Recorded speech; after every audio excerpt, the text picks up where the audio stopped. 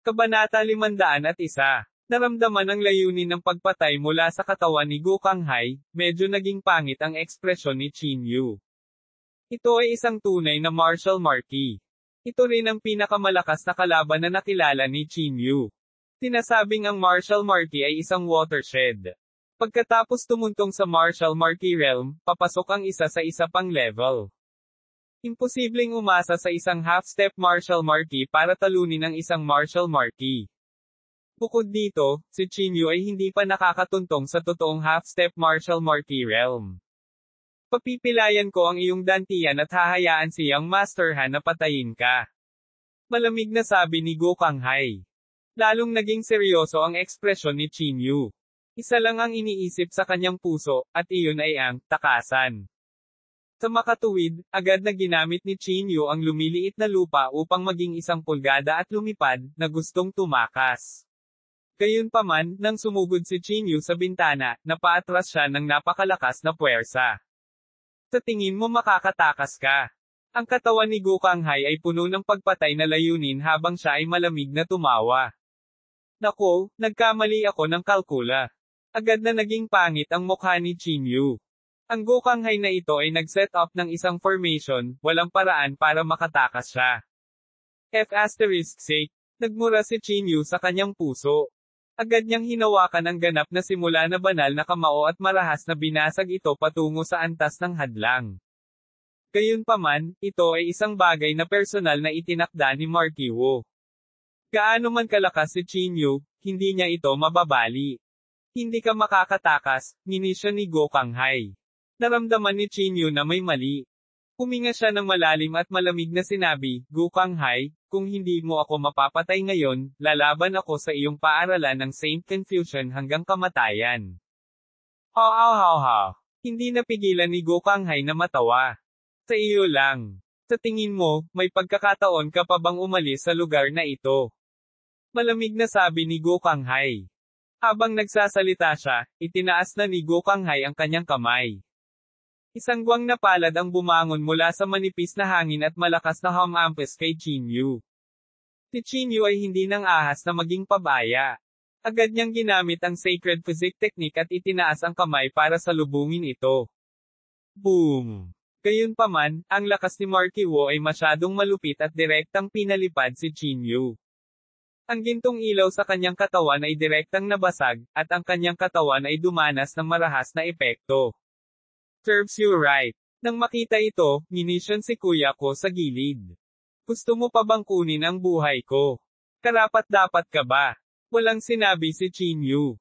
Pinilit niyang bumangon sa lupa, at lalong tumindi ang pagkabalisa sa kanyang puso. Ang lakas ni Gokang Hai ay lampas sa imahinasyon. Sa harap niya, halos walang kapangyarihan si Qin Yu na gumanti. Kung tatanggo ako sa totoong half-step martial marquee realm, baka may pagkakataon pa akong mabuhay. Napaisip si Qin Yu sa sarili. Kinagat niya ang kanyang mga ngipin at bumungad sa kanyang buong katawan ang gintong liwanag. Ang kanyang panloob na chi ay mabilis na tumaas sa limitasyon. Kasabay nito, lumiwanag din ang gitna ng mga kilay ni Qin Yu sa liwanag ng Divine Dragon Power. Sa pagharap kay Gokang Hai, hindi nang ahas si Qin Yu na maging pabaya. Sa isang sandali, ginamit niya ang lahat ng kanyang mga trompeta at nagplanong lumaban hanggang kamatayan.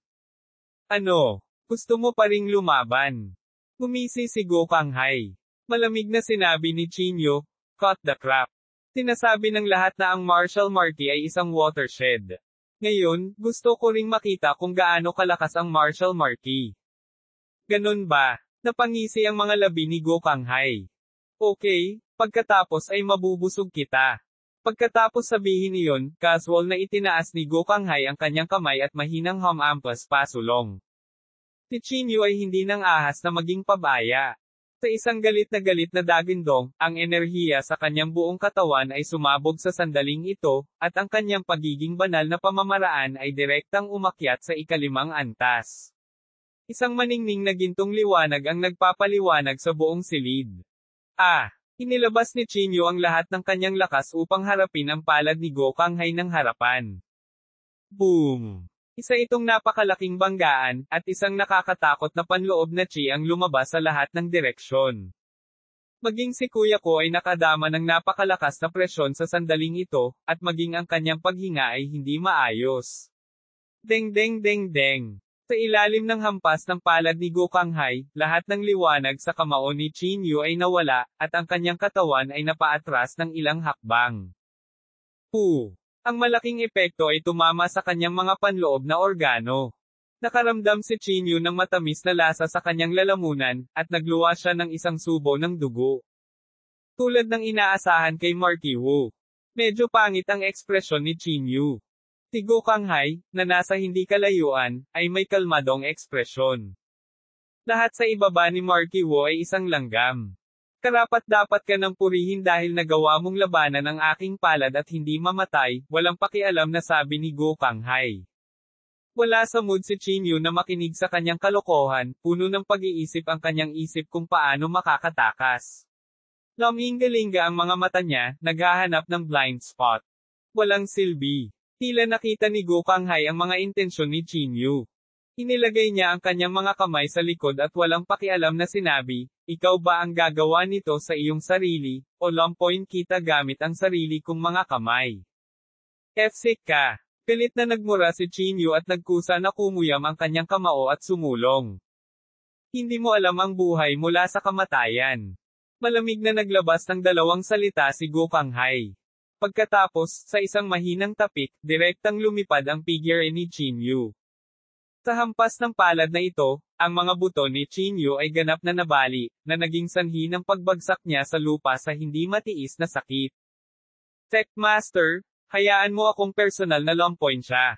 Nagkusa si elder ko na hingi ng merit. Sumulyap si Gokanghay sa kanya at tumango, bilasan mo. Tech Master, huwag kang mag-alala. Tabik na sumang-ayon si elder ko. Pagkatapos nito, nag-jogging siya hanggang sa harap ni Chinyu. Chinyu? Hamak na ulod, gusto mo talagang umakyat sa puno at maging phoenix. Gumisi si elder ko. Puputulin ko ang dantian mo ngayon at papatayin ka, basura ka. Pagkatapos sabihin iyon, kinurot ni elder ko ang kanyang palad at ang kanyang matutulis na kuko ay walang awa na kumamaw sa dantian ni Chinyu. Kabanata 502 ay naglaro na. Ang malaagila na palad ni elder ko ay naglalaman ng matalas na panloob na lakas at dumiretso sa dantian ni Chinyu. Ang kanyang isip ay lubhang mabisyo. Gusto niyang pilayan si Chinyu. Sa oras na iyon, ipapapatay niya sa publiko si Chinyu sa kasal. Klang!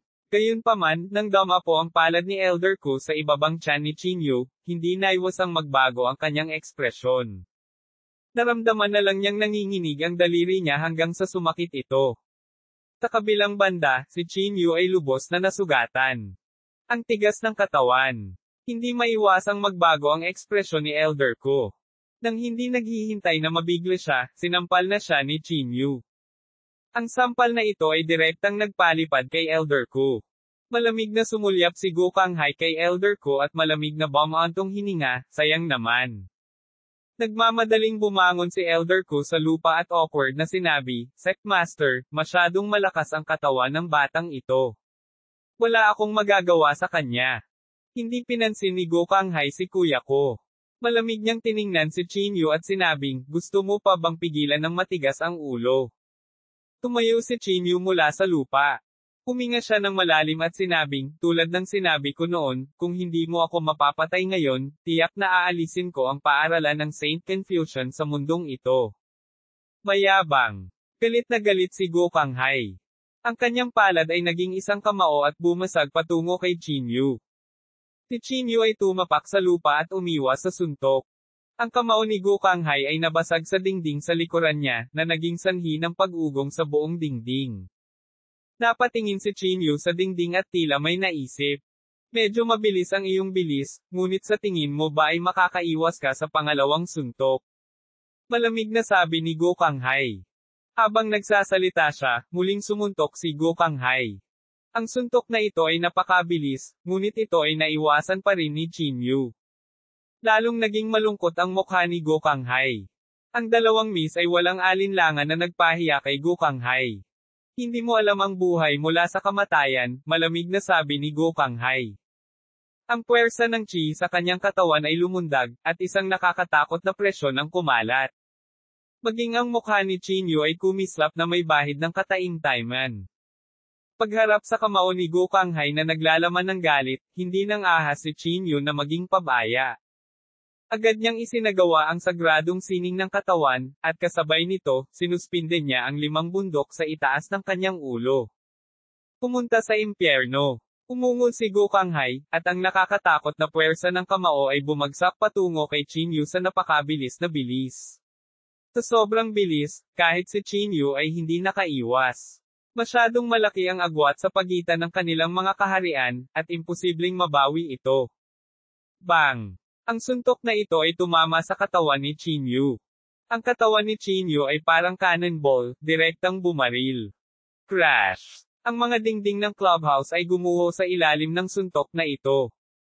Ang porma sayon ay binasag din ni Gokanghay sa sandaling ito. Lumipad ang alikabok, na hamarang sa paningin ng lahat. Sa harap nila ay isang tumpok ng mga guho. Inilagay ni Gokanghay ang kanyang mga kamay sa kanyang likuran at nginisyan. Sect Master, napatay ba siya ng suntok na ito? Medyo nag-alala si Elder Ku. Masyadong malakas ang lakas ng suntok na iyon. Sa lakas lang ng suntok ay damyugo ang bibig ni Kuya Ko. Medyo hindi rin sigurado si Gokanghay. Malamig niyang sabi, go and take a look. Mas maganda kung hindi siya patay. Nagmamadaling tumango si Elder Ku. Mabilis siyang tumakbo sa mga guho at nagsimulang hanapin ang figure ni Chinyu. Gayunpaman, pagkaraan ng ilang minuto, ang ekspresyon ng matandang ko ay nagbago ng husto. Sect Master. Nawawala si Chinyu. Sigaw ni Elder Ku sa alarma. Kumunat ang noo ni Gokanghay. Nagmamadali siyang humakbang at tumayo sa gilid ni Elder Ku. Tamang-tama, mayroon lamang isang pool ng dugo sa lupa. Nasaan ang figure ni Chinyu? Nako, nakatakas siya. Sigaw ni Elder Ku sa alarma. Ang ekspresyon ni Gokanghay ay naging mas madilim. Bigla siyang may naintindihan. Itong si Chinyu, talagang niloko ako. Galit na galit si Gokanghay. Hindi kayang basagin ni Chinyu ang harang ng mag-isa, kaya ginamit niya ang sarili niyang katawan para harapin ang pag-atake ni Gokanghay. Ginamit niya ang sarili niyang katawan bilang kanyan at pilit na binasag ang harang. Paano ito posible? Hindi siya namatay sa suntok na iyon. Napuno ng matagal na takot ang mukha ni Elder Ku. Si Gokanghay, na nasa tabi niya, ay nagngangalit din ng kanyang mga ngipin at malamig na sinabi, ang batang ito ay hindi masusukat ng sentido komon. Kahit anong mangyari, kailangan natin siyang patayin ng mabilis. Sa sandaling ito, talagang nakaramdam ng takot si Gokanghay. Nakayanan niya itong suntok niya sa half-step martial marquee realm. Kung talagang lumaki siya, hindi siya maglalakas loob na isipin ito. Habulin mo siya. Malamig na sabi ni Gokanghay. Uwi. Sa sandaling ito, si Chinyu ay tumuntong sa lupa at sinusubukan ang kanyang makakaya upang makatakas. Ang kanyang buong katawan ay puno ng dugo, at ang kanyang mga buto ay nabali sa maraming lugar. Ito ay isang kalunos-lunos na tanawin. Damn it! Ang martial marquee ay talagang umaayon sa kanyang reputasyon. Medyo mahina ang panloob na chi ni Chinyu. Ang suntok lang na ito ay nasugatan na ng husto si Chinyu. Kung hindi dahil sa 5 bundok, natatakot ako na sana ay talagang namatay ako doon. Hindi magandang tingnan ang ekspresyon ni Chinyu. Ang kanyang panloob na chi ay napakahina, ngunit hindi siya nang ahas na huminto. Kung siya ay nahuli ni Gokanghay, tiyak na mamamatay siya ngayon. Gokanghay, babayaran mo ang halaga. Kinagat ni Chinyu ang kanyang mga ngipin at malamig na sinabi. Nakatakas siya ng 12 ng milya sa isang hininga at nakarating siya sa isang kagubatan sa isang kisap mata. Itinago ni Chinyu ang kanyang panloob na chi at pansamantalang nagtago sa isang kuweba. Naka-cross-leg siya sa lupa, dahan-daang binabawi ang kanyang panloob na chi. Sa kabilang panig, naghanap si Gokanghay ng 12 ng milya sa isang hininga, ngunit hindi pa rin mahanap si Chinyu. Tech Master, masyadong mabilis tumakbo ang batang ito. Hindi namin siya mahanap, humihingal na sabi ni Elder Ku. Ang ekspresyon ni Gokanghay ay sobrang pangit. Masyadong mabigat ang pagkawala ngayon para sa kanya. Hindi lang niya nabigo na mahuli si Chinyu, ngunit nasaktan din niya ang pamilya Teng ng CCT. Higit sa lahat, buhay pa si Chinyu. Talagang isang sakuna ito para sa sagradong paaralan ng Confucian. Kung si Chinyu ay maglulunsad ng matinding paghihiganti, kung gayon ang sagradong paaralan ng Confucian ay maaaring talagang bumaba. Punong guro, ano ang gagawin natin ngayon? Tanong ni elder ko. Malamig na sinabi ni Gokanghay, bumalik muna tayo at gamitin ang lahat ng koneksyon natin para mahanap itong Chinyu. Sa parehong oras, sabihin sa sagradong paaralan ng Confucian na mula ngayon, walang sino man ang pinapayagan na lumabas. Talagang natakot si Gokanghay. Natatakot siya na ang lahat sa sagradong paaralan ng Confucian ay papatayin ni Chinyu. Kung iyon ang kaso, ang sagradong paaralan ng Confucian ay talagang wala. Sa isang kisap mata, 3 araw ang lumipas. Mabilis na kumalat ang balita tungkol sa pagsasara ng sagradong paaralan ng Confucian sa tarangkahan ng bundok. Narinig niyo ba guys? Isinara ng sagradong paaralan ng Confucian ang Mountain Gate. Haha, narinig ko na natakot sila kay Chinyu. Tama, narinig ko rin. Ang mga tao ng sagradong paaralan ng Confucian ay nababalisa at natatakot na mahuli ni Chinyu at mapatay. TSK, kailangan kong hanggan itong Chinyu. Pinilit talaga niyang isara mag-isa ang buong gate ng bundok. Ito ang unang pagkakataon sa kasaysayan, tama ba? Hindi mabilang na mga komento ang nagpatuloy sa pag-ferment sa Martial Arts Forum. Kahit ang JINGDU Martial Arts Association ay hindi matanggal ang mga ito. F***sake. Nang makita ang mga mensaheng ito, naging berde ang mukha ni Yan Sihay sa galit. Kinuha niya ang kanyang cellphone at tinawagan si Gokanghay. Ikaw na basura, tuluyang nawala ang mukha mo sa paaralan ng Saint Confucian. Sa sandaling kinuha niya ang telepono, nagmura si Yan Sihay. Sa kabilang dulo, si Gokanghay ay hindi nang ahas na magsabi ng anuman. Bagamat isa siyang marquis ni Wu, hindi pa rin siya nang ahas na kumilos ng padalos-dalos sa harap ng pamilya Yan. Bibigyan kita ng 3 araw. Kung hindi mo kayang panghawakan ang bagay na ito, maaari kang mamatay. Pagkasabi nito, direktang ibinaba ni Yan Sihay ang telepono. Pagkababa niya ng telepono, muling tumunog ang telepono ni Yan Sihay. Kinuha niya ang telepono at nakitang ang tumatawag ay si Hai Cheng Tenggang. Kabanata 503. Nang makita ang tawag na ito, hindi maiwasan ni Yan Sihay na sumimangot. Pagkatapos, kinuha niya ang telepono at ngumiti, Lord Teng, bakit bigla mo akong tinawagan? Sa kabilang dulo, medyo galit na sinabi ni Lord Teng, Yan Sihay, pinatay mo talaga ang aking mga tao. Natigilan si Yan Sihay at kumunat ang noo, ano ang pinagsasabi mo? Kailan ko pinatay ang iyong mga tao? Galit na sinabi ni Tenggang, ang mga reporter na ipinadala ko sa paaralan ng Saint Confucian ay sinampal hanggang sa mamatay ng Gokanghay mo. Yan Sihay, paano mo pinag-aral ang mga tauhan mo? Pinatay mo sila ng ganon-ganon lang. Ano sa tingin mo ang Mai Teng family? Itong si Gokanghay. Hindi napigilan ni Yan Sihay ang pag-igting ng kanyang mga ngipin. Dahil pareho silang kapital, kailangan pa nilang bigyan ng mukha ang isa't isa. Huwag kang mag-alala, bibigyan kita ng kasiya siyang sagot sa bagay na ito, sabi ni Yan Sihay sa malalim na boses.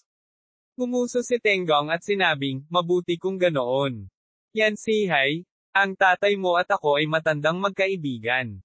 Sana ay hindi masira ng bagay na ito ang relasyon ng dalawang pamilya.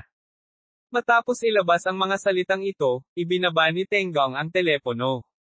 Saglit na tumingin si Yan Sihay sa telepono, pagkatapos ay sumangot ng malamig at sinabing, F***CQ, pumatay ka lang ng ilang langgam. Bibigyan kita ng mukha.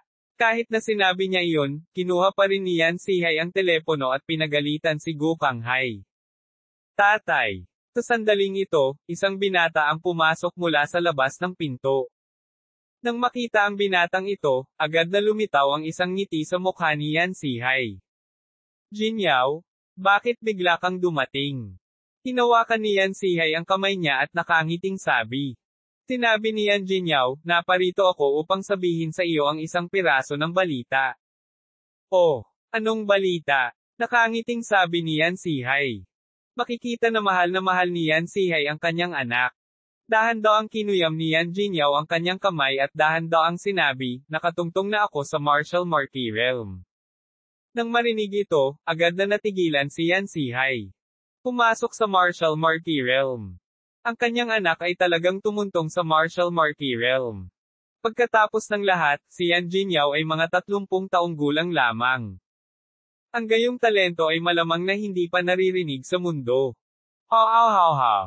Gaya ng inaasahan sa anak ko. Hindi napigilan ni Yan Zihay na mapatawa. Marahil ikaw ang unang binata sa Jingdo na pumasok sa martial marquee realm. Hindi ito itinanggi ni Yan Jinyaw. Sa lahat ng panahon, si Yan Jinyaw ay tinawag na henyo, at kilala rin siya bilang numero 1 henyo ni Jingdo. Gayunpaman, hindi tulad ng mayabang na si Han Wei, si Yan Jinyaw ay medyo mas mababa ang loob. Monopolize ni Han Wei ang mga mapagkukunan ng Jingdo Martial Arts Association at kalahating hakbang lamang ng martial marquee, sabi ni Yan Zihay na may malamig na humph. Ngunit ang aking anak ay isa ng tunay na martial marquee. Labis na ipinagmamalaki nito si Yan Zihay. Agad niyang pinakiusapan ng isang tao na magpakalat ng balita. Makalipas ang 3 araw. Halos gumaling na ang mga sugat ni Chinyu. Napatayo siya sa lupa at hindi napigilan ang pagngangalit ng mga ngipin. Gukanghai. Hinding-hindi ko pababayaan ang iyong paaralan ng Saint Confucian. Malamig na sabi ni Chinyu. Hindi na siya nag-aksaya ng oras at sinimulan agad ang susunod na round ng paghihiganti. Sa pagkakataong ito, mas naging baliw si Chinyu. Hanggat ito ay nauugnay sa paaralan ng Saint Confucian, lahat ng mga pamilya ay maaapektuhan. Wala sa mga alagad ng paaralan ng Saint Confucian ang naiwang buhay. Lahat sila ay pinatay ni Chinyu sa isang sampal. Sa loob lamang ng 2 araw, hindi bababa sa 100 disipulo ng paaralan ng Saint Confucian ang namatay. Itong si Chinyu, si Gukanghai ay nanginginig sa galit, ngunit wala siyang magagawa. May kakayahan si Chinyu na paliitin ang lupa sa 1 pulgada. Hindi siya madakip o mapatay, kaya maaari lamang niyang gawin ang lahat ng gusto niya. At binigyan siya ni Yan Zihay ng utos na ayusin ng maayos ang usapin sa loob ng 3 araw. Walang magawa, handa si Gukanghai na pumili ng pangalawang negosasyon. Nahanap niya ang numero ni Chinyu at tinawagan siya ng personal. Matapos makonekta ang tawag, malamig na sinabi ni Gukanghai, ano ba talaga ang gusto mo? Ngumisi si Chinyu. Gukanghai, ang aking mga kondisyon ay malinaw na nasabi, tama ba? Ibigay mo siya Teng at kuya ko, at hayaang bumalik ang Pavilion Master sa Divine Alchemist Pavilion. Kung hindi, papatayin ko ang bawat miyembro ng iyong sekta ng Saint Confucian. Si Gukanghai ay nagngangalit ang kanyang mga ngipin sa galit, ngunit hindi siya nang ahas na sumiklab. Dahil alam niyang gagawin talaga ito ni Chinyu. Sige, papayag ako. Nagngangalit si Gukanghai at sinabing. Pero sinasabi ko sa iyo, mas mabuting huwag mo akong makita, kung hindi. Bubunutin ko talaga ang mga litid mo at balat kang buhay. Gumisi si Chinyu. Huwag kang mag-alala, kahit na hindi mo ako patayin, papatayin kita. Pagkasabi nito, direktang ibinaba ni Chinyu ang telepono. Malungkot at hindi sigurado ang ekspresyon ni Gukanghai. Panapanahong nanginginig ang mukha niyang puno ng bangin. Kinuha niya ang phone niya at dinial ang number ni Zia Hang. Sa kabutihang palad, ang JINGDU Martial Arts Association ay mabilis na pumayag sa kahilingan ni Gukanghai. Pagkatapos ng lahat, ang mga nakatataas ay nagbigay ng mga order. Hindi lang sila naglakas loob na hawakan si Ji Yuhong, kundi pinagsilbihan pa nila ito ng maayos araw-araw. Walang kwenta ang pagpapakulong sa kanya dito. Kinabukasan, tahimik na bumalik si Chinyu sa Divine Medicine Pavilion at naghintay sa pagbabalik ng Pavilion Master. Gayunpaman, hindi siya nang ahas na magpahinga. Pagkatapos ng lahat, walang nakakaalam kung biglang darating si Gukanghai. Nang gabing iyon, huminto ang isang sasakyan sa entrance ng Medicine God Pavilion. Sa sandaling bumukas ang sasakyan, nakita ang Pavilion Master na lumabas ng sasakyan. Si Chinyu, na may matalas na espiritual na kahulugan, ay mabilis na natuklasan ang Pavilion Master. Bigla siyang tumayo at mabilis na nakarating sa entrance. Gaya ng inaasahan, dahan-daang naglalakad ang Pavilion Master. Mabilis na umakyat si Qin Yu para batiin siya. Pareho siyang excited at medyo na-guilty. Lord Pavilion Master, are you alright? Tanong ni Qin Yu sa mahinang boses. Tinulyapan ng Pavilion Master si Qin Yu at sinabing may mahinang ngiti, ano ang maaaring mangyari sa akin? Kinagat ni Qin Yu ang kanyang mga ngipin at sinabi sa mahinang boses, kasalanan ko ang lahat. Kung hindi dahil sa akin, hindi ka makakaranas ng ganoong hirap. Tinulyapan ng Pavilion Master si Qin Yu at walang pakialam na sinabi, ang gagawin ko ay sarili kong desisyon. Wala itong kinalaman sa iyo. Hindi mo kailangang sisihin ang iyong sarili. Bukod dito, nagawa mo ng mabuti. Itinaas ni Qin Yu ang kanyang ulo. Medyo gumalaw ang mga mata niya. Panginoong Pavilion Master. Hindi nagtagal, nagmadaling lumabas ang lahat mula sa Medicine God Pavilion.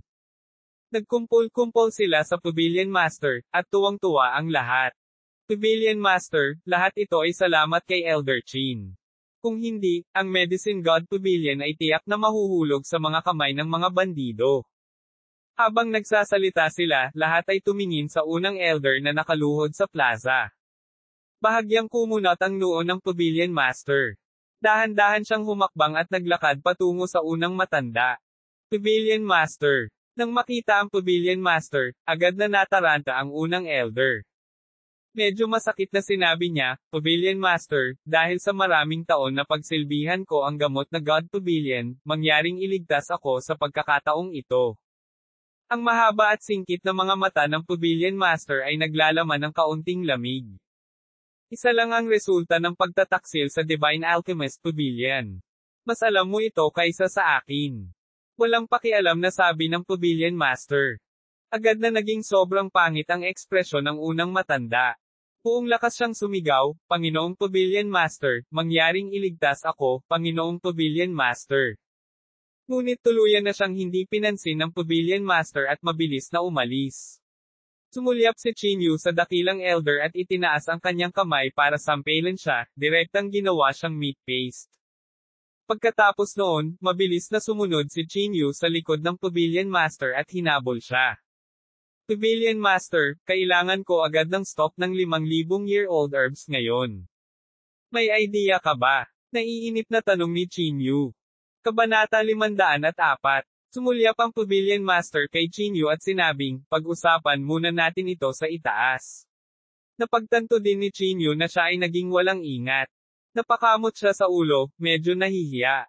Sumunod sa likod ng Pavilion Master, dumating sila sa Pavilion Master's building. Ang gusali ay katulad ng dati.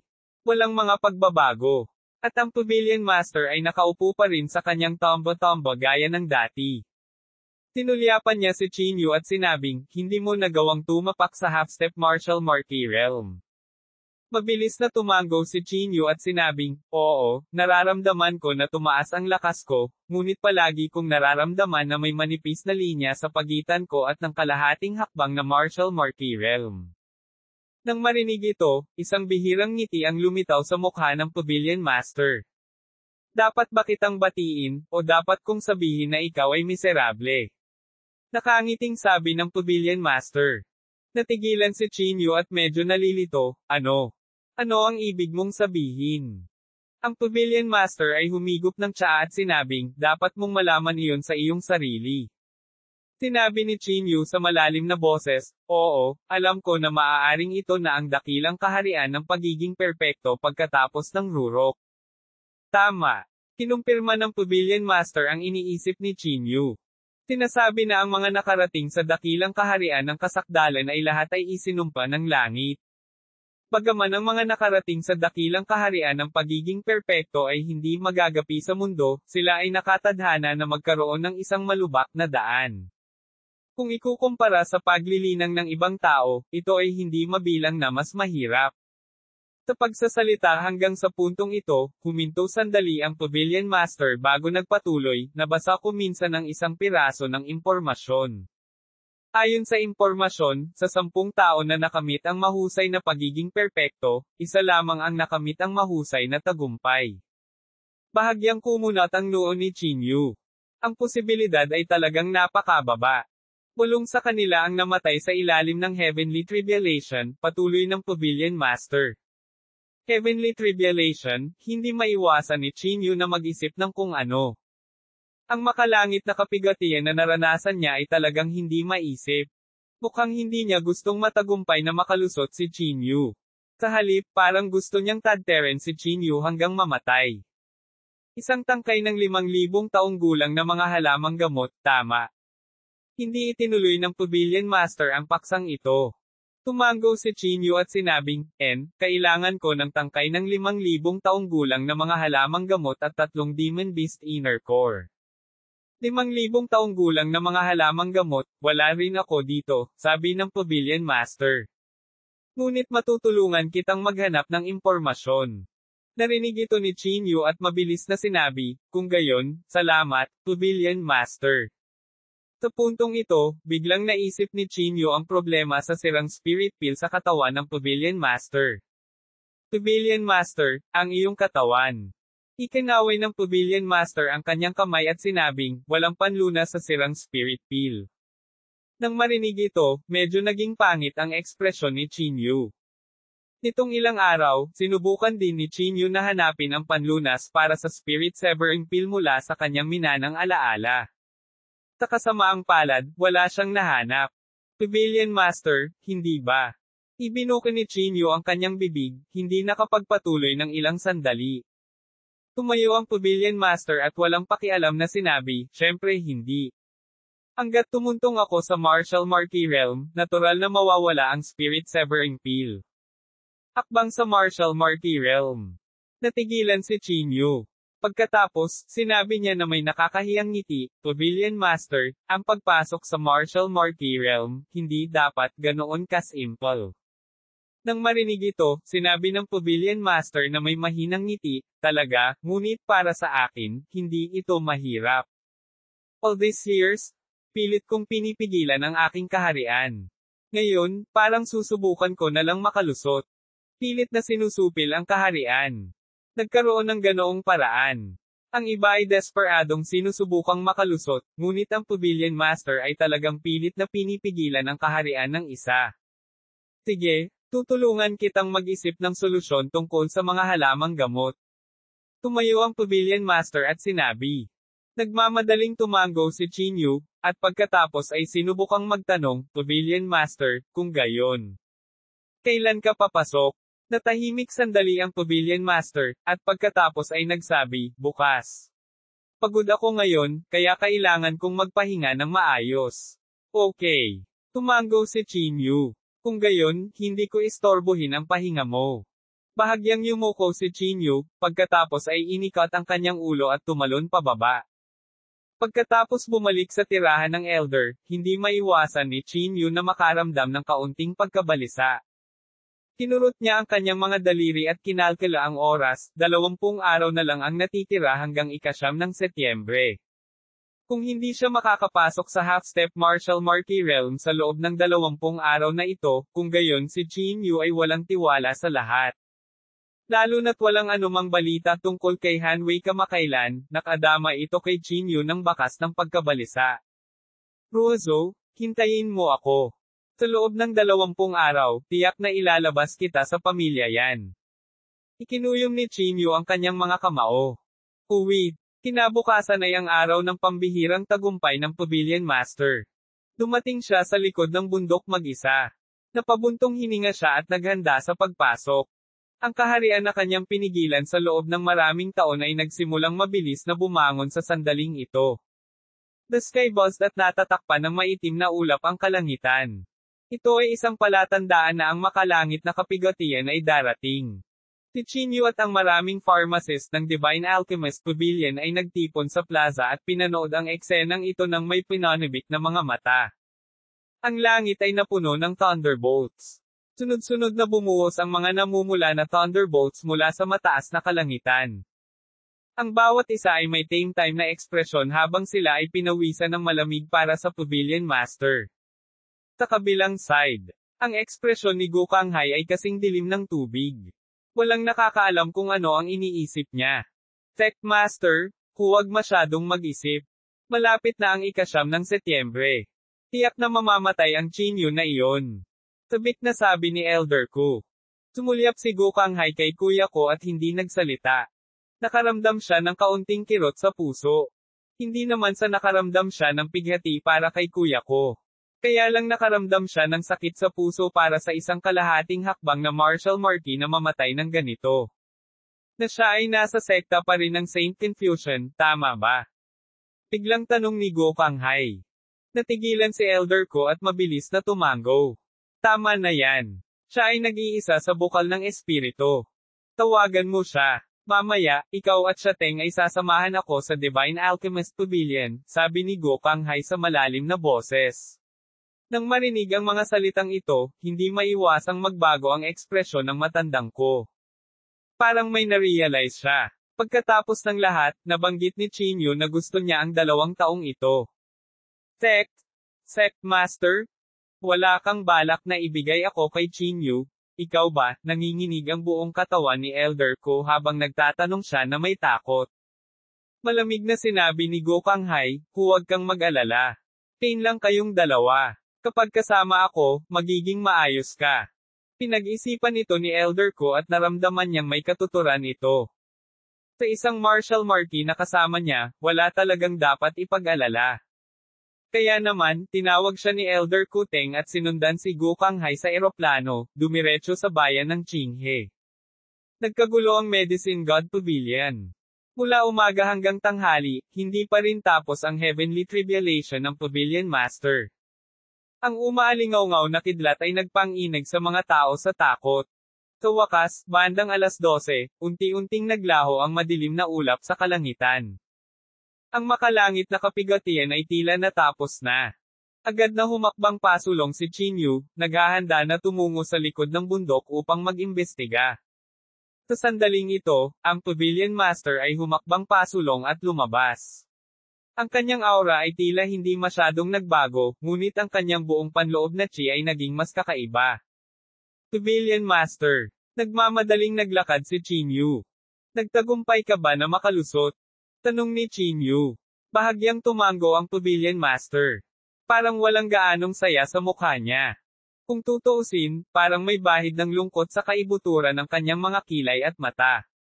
Mabuti naman. Hindi masyadong nag-isip si Chinyu at nakahinga lang siya ng maluwag. Gabi. Isang lubhang malupit na panloob na chi ang papalapit sa gamot na God Pavilion. Kabanata 505. Ang panloob na chi ay nagmula kay Gokanghay, Elder ko, at siya Teng. Habang nasa daan, medyo kinakabahan si kuya ko. Natatakot siya na ibenta siya ni Gokanghay. Si Hiteng naman ay tahimik. Kilala siya noon bilang numero 1 tao sa gitnang kapatagan, ngunit ngayon ay tila ibang tao na. Sa tuwing binabanggit siya, hindi na tinutukoy ng mga tao ang numero 1 tao sa gitnang kapatagan, kundi, ang kalahating hakbang na martial marquee na natalo ng isang peak martial grandmaster. Nang maisip niya ito, hindi napigilan ni Teng ang kanyang mga kamao. Nais niyang mapatay niya si Chinyu gamit ang sarili niyang mga kamay. Hindi nagtagal ay dumating na ang sasakyan sa pasukan ng Divine Alchemist Pavilion. Si Gokanghay ay hindi nagmamadaling bumaba ng sasakyan. Malamig siyang tumingin sa Divine Alchemist Pavilion at malamig na huminga sa kanyang puso, ito na ang huling pagkakataon. Kung maglakas loob kang magpakita, tiyak na papatayin kita. Pagkatapos noon, bumaba si Gokanghay sa karwahe, na sinundan ng malapitan ni Elder ko at ni Teng. Pumasok silang tatlo sa Divine Alchemist Pavilion. Ang kanilang hitsura ay agad na nakakuha ng atensyon ng ilang panloob na chi. Si Chinyu, na nakaupo sa tirahan ng Elder, ay biglang nagmulat ng kanyang mga mata. Narito si Gokanghay. Tumayo si Chinyu mula sa kama at naglakad patungo sa plaza. Sa plaza, maraming tao ang nakatayo sa malayo at pinagmamasdan si Gokanghay. Narito ka na naman. Pinandilatan ng 5th Elder si kuya ko at malamig na sinabi. Gumuso si Elder ko, paano kung dumating ako? Paano kung hindi ako dumating? Sumigaw ng malakas ang ika-5 Elder, nagbalik na ang Panginoong Pavilion Master. Hindi mo lugar ang maging masungit sa Divine Alchemist Pavilion. Lumabas ka. Pinaikit ni Elder Ko ang kanyang mga mata at nginisyan, naglakas loob ang langgam na gumawa ng kaguluhan sa harapan ko. Sa tingin ko ay ayaw mo nang mabuhay. Sa sinabi nito, yumuko ang palad ni Elder Ko at biglang inabot ang ikalimang Elder. Ang isang nakakatakot na puwersa ng chi ay agad na dumaikit patungo sa ikalimang Elder. Ang ekspresyon ng fifth Elder ay lubhang nagbago. Isa lamang siyang martial grandmaster at walang lakas na lumaban. Sa kritikal na sandali na ito, isang malaking gininto ang kamay ang naabot. Boom! Ang malaking gininto ang kamay ay hamampas. Ang malaking puwersa ay agad na naging dahilan upang makaramdam ng bakas ng backlash si kuya ko. Deng deng deng! Napaatras siya ng ilang hakbang, may bakas ng dugo na lumabas sa bibig niya. Bakit? Nandito ka ba para makipag-ayos ng kapayapaan sa Divine Alchemist Pavilion, o nandito ka ba para manggulo? Malamig na tiningnan ni Chinyu si Gokang-hai. Malamig ang ekspresyon ng mukha ni Gokang-hai, at hindi siya nagsalita ng mahabang panahon. Si Hiteng, na nasa gilid, ay hindi napigilan ang pagkayam ng kanyang mga kamao. Hindi niya napigilan ang pagpatay sa kanyang puso. Ang target ng layuning ito ng pagpatay ay natural na si Chinyu. Bakit? Gusto mo ba akong patayin? Nahuli ni Chinyu ang bakas na ito ng layuning pumatay at pagkatapos ay tumingin kay Hiteng. Malamig na huminga si Hiteng at hindi nagsalita. Chinyu, huwag maging mayabang. Malakas na sigaw ni Elder Ko. Narito ang sect master ng ating Saint Confucianism sect. Wala kang karapatang kumilos ng masama. Sumulyap si Chinyu kay Elder Ko at ngumisi, basura ka lang. Kung maglakas loob kang magsalita muli ng walang kaparerekon, wala akong pakialam na ipadala ka sa iyong paraan. Ikaw, Yutil na sabi ni Elder Ko, namumula ang mukha sa galit. Sa sandaling ito, sa wakas ay nagsalita si Gokang-hai, na kanina pa tahimik. Basura siya. What about me? Malamig na sabi ni Gokang-hai. Ganyan din sa iyo. Sa sandaling ito, isang malinaw at malamig na boses ang nagmula sa malayo. Kasunod yun, bahagyang naglakad ang Pavilion Master. Panginoong Pavilion Master. Sa sandaling nakita nila ang Pavilion Master, lahat ng tao sa Divine Alchemist Pavilion ay yumuko. At nagliwanag ang mukha ni Gokang-hai na may bakas ng pagiging mapaglaro. Ji Yu-hong, kailangan mong pasalamatan ang batang ito na tinatawag na Chinyu sa iyong tabi para makabalik, walang pakialam na sabi ni Gokang-hai. Hindi ko talaga inaasahan na ang Grand Pavilion Master ng Divine Alchemist Pavilion ay kailangang umasa sa isang junior para makabalik ng ligtas at walang KT. Hindi nagalit ang Pavilion Master tungkol dito. Sa halip, sinabi niya na may mahinang ngiti, mas mabuti pa rin iyon kaysa umasa ka sa pamilya yan para makarating sa kung nasaan ka ngayon. Nagdilim ang matandang mukha ni Gokang-hai. Malamig siyang ngumuso at sinabing, Ji Yu-hong. Ililigtas ko ang iyong buhay dahil sa katotohanan na dati tayong magkaibigan, ngunit mas mabuting huwag kang makialam ngayon. Old friends. Bakas ng pagkagulat ang bumungad sa mukha ng Pavilion Master. Kailan pa ako nagkaroon ng dating kaibigan? Naalala ko lang na minsan kang lumuhad sa harapan ko at nakiusap na huwag kitang patayin. Sa sandaling sinabi ang mga salitang ito, lahat ng naruroon ay nagulat. Walang umasa na magkakaroon ng ganoong kasaysayan sa pagitan ng dalawa. At ang ekspresyon ni Gokang-hai ay sobrang hindi magandang tingnan. Kinagat niya ang kanyang mga ngipin at naglakas loob para sabihing, kalokohan. Ako ay isang marangal na markiwo, paano ako luluhod sa isang babaeng tulad mo? Ganun ba? Isang malabong ngiti ang lumitaw sa mukha ng Pavilion Master. Maaari mong tanggihan ang iyong mga nakaraang salita at gawa, ngunit maaari mo bang tanggihan ang deformidad ng iyong katawan?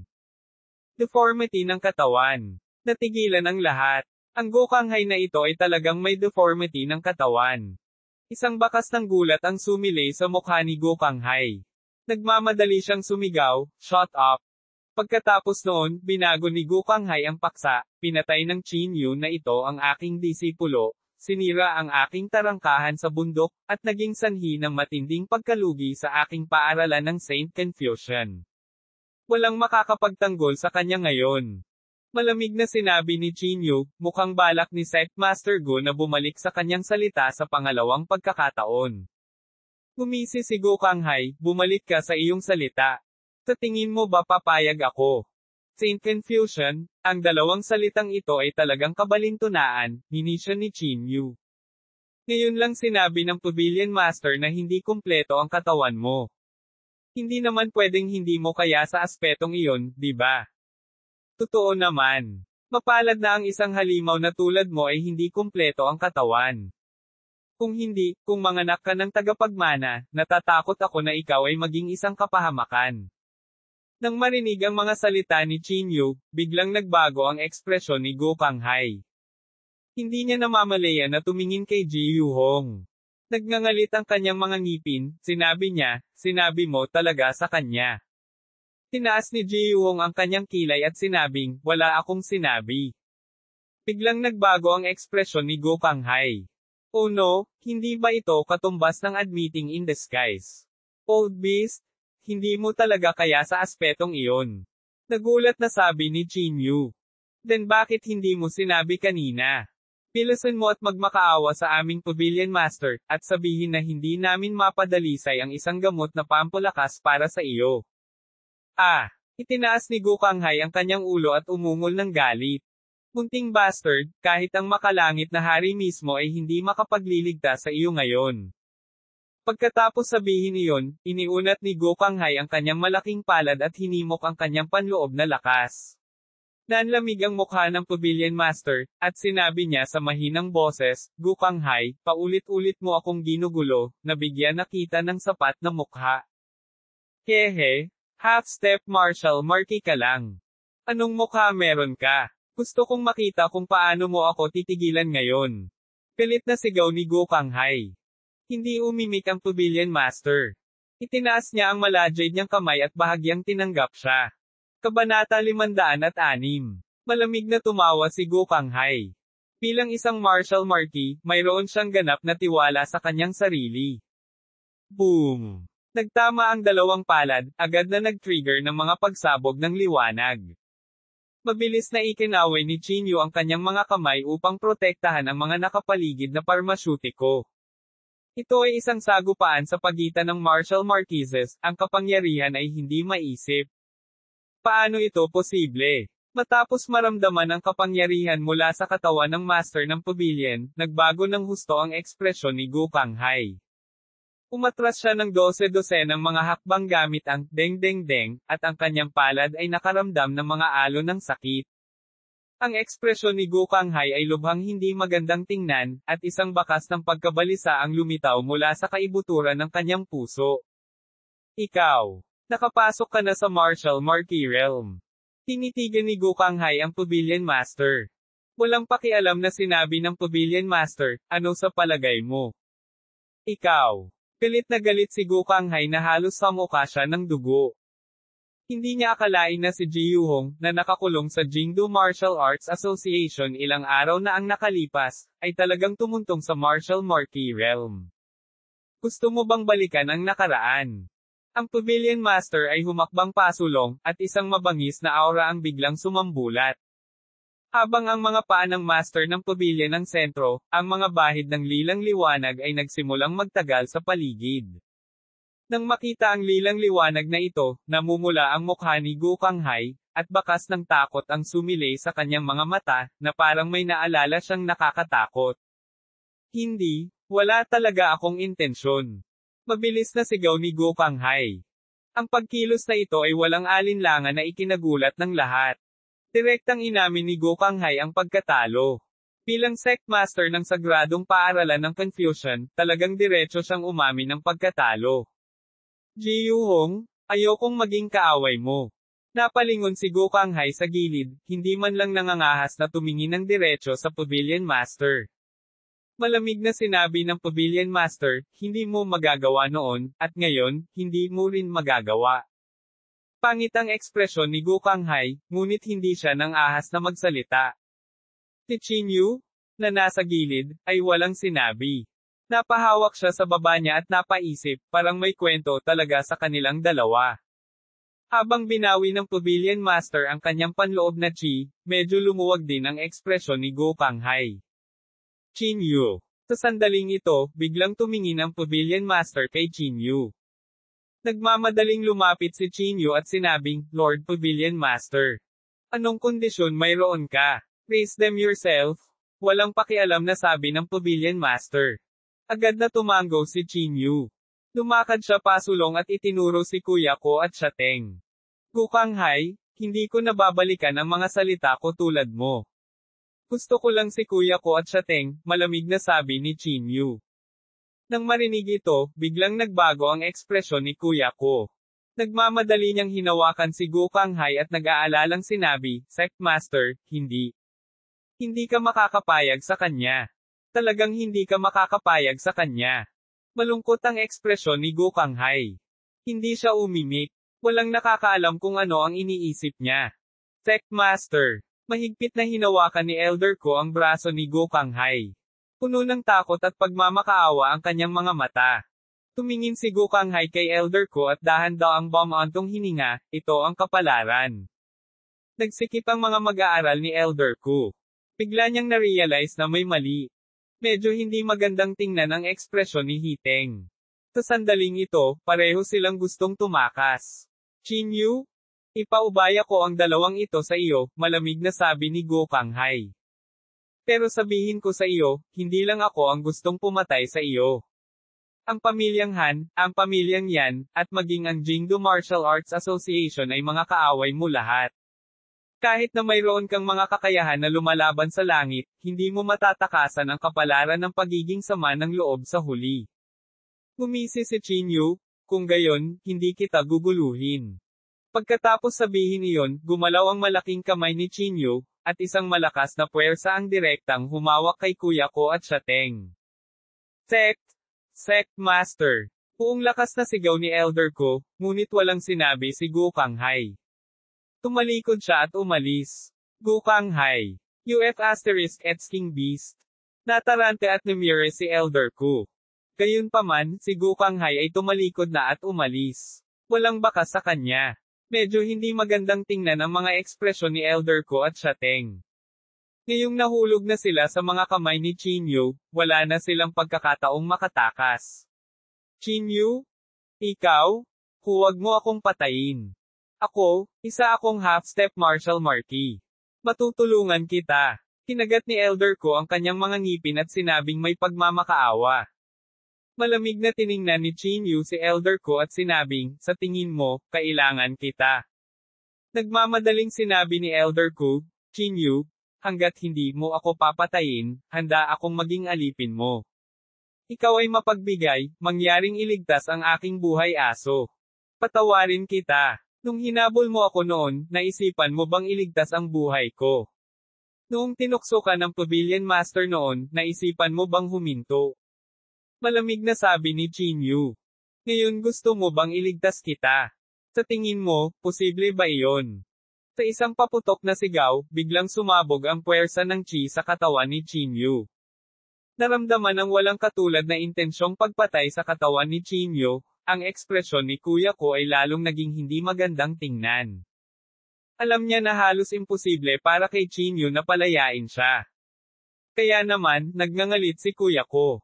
Nagtransform ang kanyang palad sa isang kuko at biglang kumamaw sa dibdib ni Chinyu. Pumunta ka sa impyerno. Galit na sigaw ni Elder ko. Sumabog ang enerhiya sa kanyang kamay.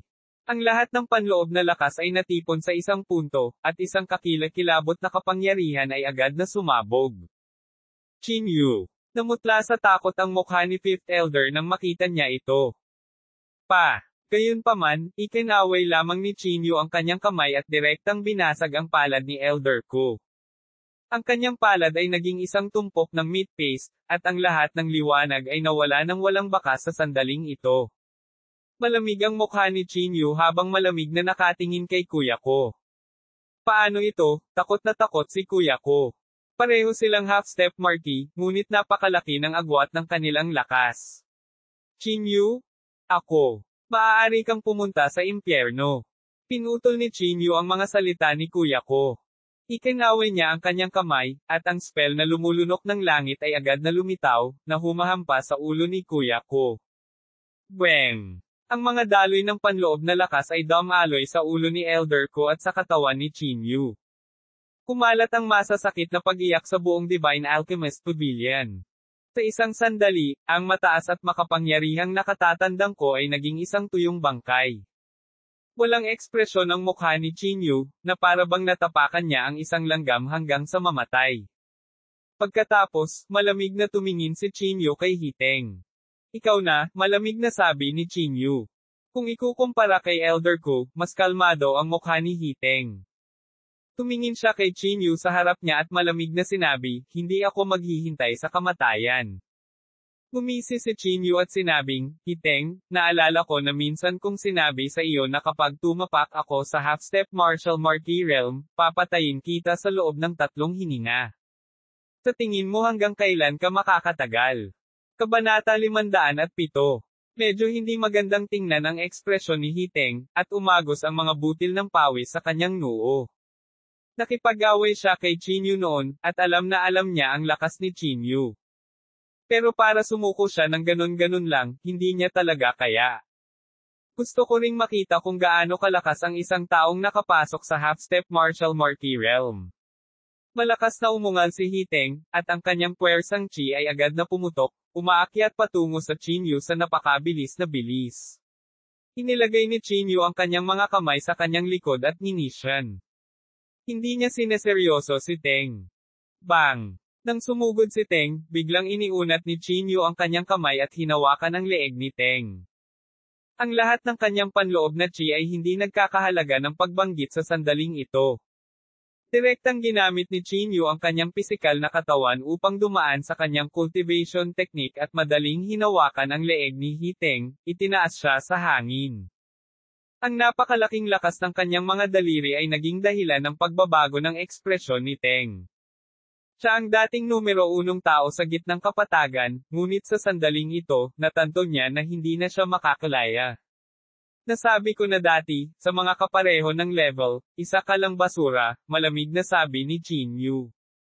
Hiteng na nagngangalit ang kanyang mga ngipin. Sinubukan niyang magpumiglas, ngunit nalaman niyang hindi na siya makalaya. Ang lahat ng kanyang paggalang sa sarili ay nasira sa sandaling ito. Sabihin mo sa akin, ano ba talaga ang nangyayari kay Fang Yu, malamig na sabi ni Chinyu. Nahihirapang sinabi ni Hiteng, sabi ko, maaari mo bang iligtas ang aking buhay? Hindi, malamig na sabi ni Chinyu. Ngunit maaari kong gawing mas madali ang iyong kamatayan. Nang marinig niya ito, bakas agad ang galit sa kanyang puso. Ayaw niyang mamatay ng ganoon lang. Chinyu, huwag mo nang isipin iyon. Sabi ni Hiteng habang nagngangalit ang mga ngipin. Pinaikit ni Chinyu ang kanyang mga mata at sinabing may malamig na ngiti, sa Divine Alchemist Pavilion, maraming paraan upang makitungo sa mga tao. Gusto kong makita kung hanggang kailan ka magtatagal. Pagkatapos niyang sabihin iyon, dahan-dahang itinaas ni Chinyu ang kanyang kaliwang kamay. Isang liwanag na butik ang namuo sa kanyang palad, at ang liwanag na bahaging ito ay marahang dumapo sa pagitan ng mga kilay ni Hiteng. Agad na pumasok sa isip ni Teng ang liwanag na iyon. Sa sandaling iyon, pakiramdam niya ay parang tinamaan ng kidlat ang kanyang utak, at ang kanyang buong ulo ay parang sesubog na. Ang sakit ay napaungol siya ng walang tigil, at walang tigil ang panginginig ng kanyang katawan. Maghintay hanggang sa mabali ko ang iyong mga paa at pilayin ang iyong dantian, pagkatapos ay dahan-dahan kitang pahihirapan, sabi ni Chinyu na may malamig na ngiti. Sa sandaling ito, ang paos na boses na iyon ay lumitaw sa isip ni Hiteng. Ibigay mo sa akin ang iyong katawan, ilalabas kita rito. Si Hiteng, na nasa sakit at paghihirap, ay desperadong sumigaw sa kanyang puso, gusto kong tulungan mo akong patayin itong si Chinyu, gusto kong pira-piraso mo siya. Okay, ang namamaos na boses na iyon na may malungkot na tono. Bigyan mo ako ng inisyatiba ng iyong katawan, at maaari kang maghaiganti. Itinaas ni Hiteng ang kanyang ulo at umungol ng galit. Parang hindi na niya kayang kumapit pa. Sa sandaling ito, biglang naglabas ng sinag ng liwanag ang katawan ni Hiteng. Ang panloob na chi sa kanyang katawan ay mabilis na tumataas, at ang kanyang buong katawan ay lumakas ng ilang beses. Bahagyang kumunat ang noo ni Chinyu. Pakiramdam niya ay iuunat na niya ang kanyang mga kamay, at ang hiting sa kanyang harapan ay tila nag-transform sa ibang tao. Boom! Ang napakalaking puwersa ay direktang nagtulak kay Chinyu pabalik, at ang kanyang mga kamay ay hindi maiwasang lumuwag. Chinyu. Mabilis siyang pinalibutan ni Fifth Elder at ang iba pa. Bahagyang kumunat ang noo ni Chinyu. Tinitigan niya si Teng na nasa harapan niya, at baka sa mga mata niya ang pag-aalinlangan.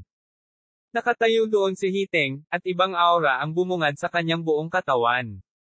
Ang panloob na chi ay lumabas sa kanyang katawan. Ilang sandali pa, lumingon siya at tumingin kay Chinyu. Isang malamig na ngiti ang sumilay sa gilid ng kanyang bibig. Ibang-iba ang ngiti na ito kumpara kay Hiteng kanina. Chinyu? Speaking of which, kailangan ko pa ring magpasalamat sa iyo, ngumisi siya.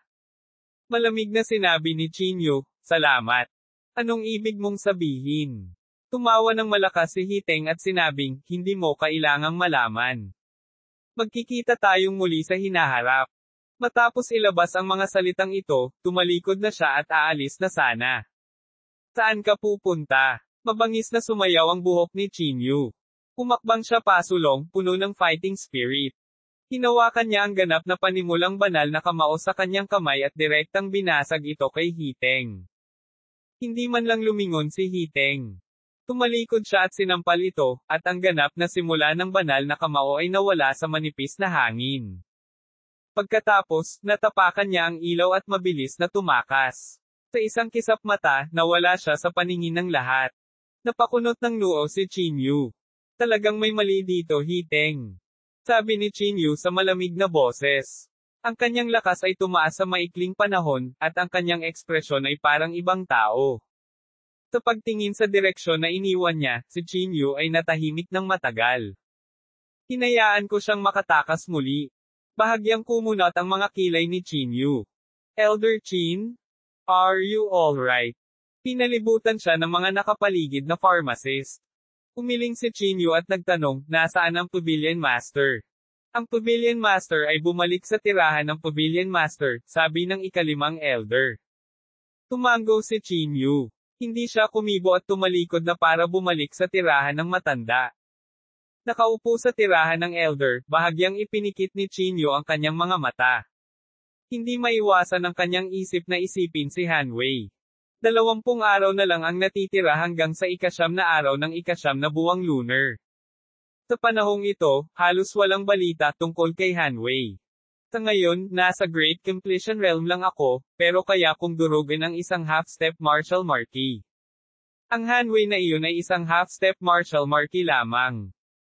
Hindi siya dapat banggitin, naisip ni Chinyu sa kanyang sarili.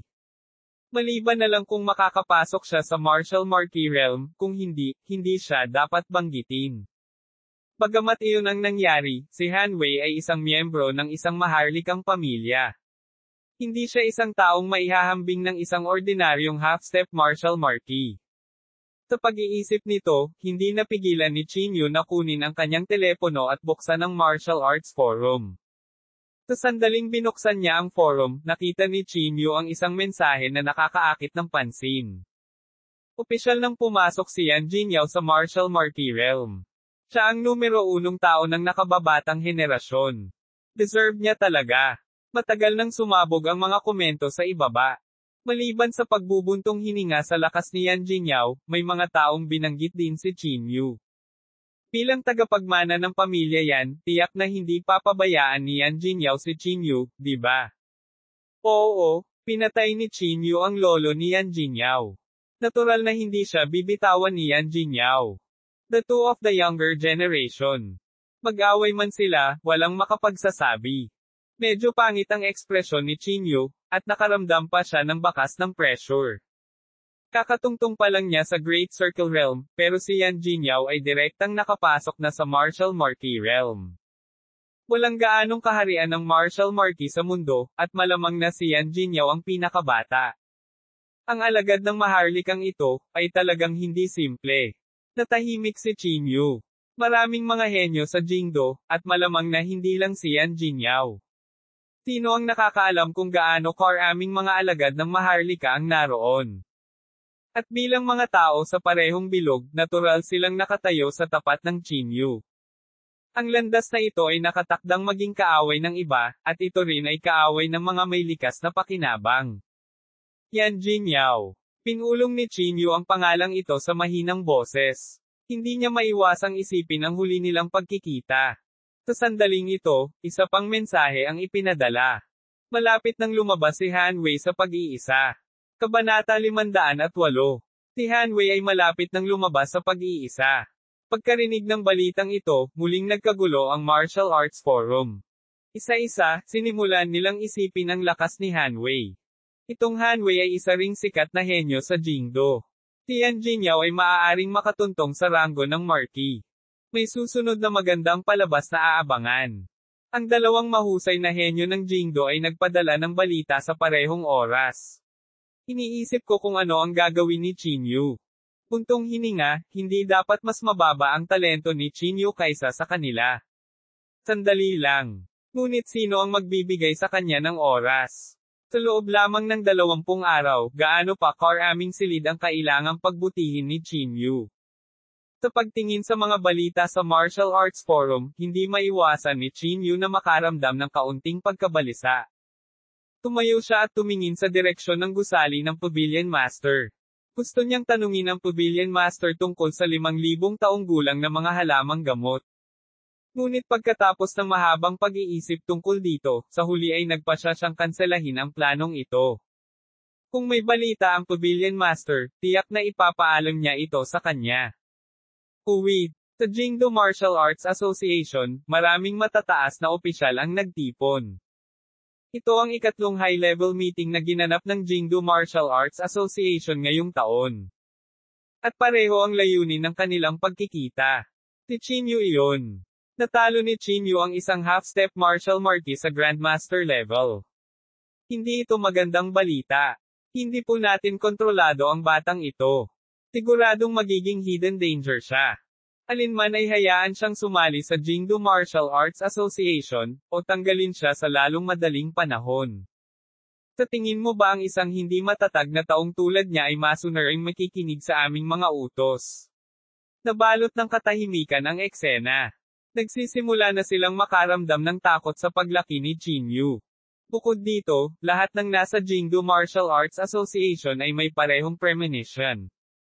Ang pagbangon ni Chinyu ay tiyak na magdadala ng kaguluhan, maging ng kapahamakan, sa Jingdo Martial Arts Association.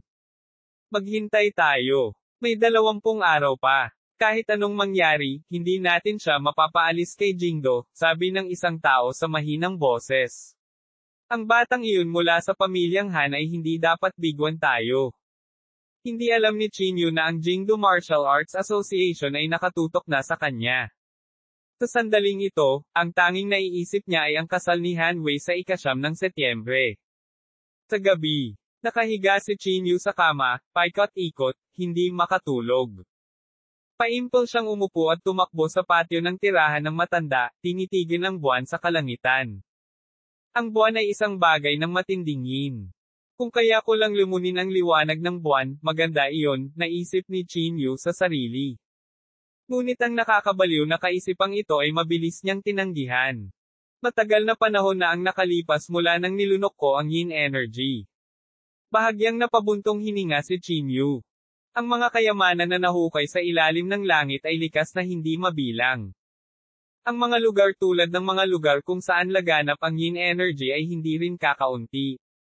Kung maglalakbay siya ng mahabang panahon, maaaring makakuha si Chinyu ng ilang desenteng mapagkukunan. Ngunit tumatakbo ang oras. Karamihan sa mga martial arts resources sa Fire Country ay nasa kamay ng Jingdo Martial Arts Association. Sinasabing mayroon silang isang hanay ng mga impormasyon na malinaw na nagpapahiwatig kung saan lilito ang banal na gamot at kung saan mahuhukay ang mga kayamanan. At ito ay tiyak na dahil dito na ang JINGDU Martial Arts Association ay hindi kailanman nagkulang ng mga mapagkukunan.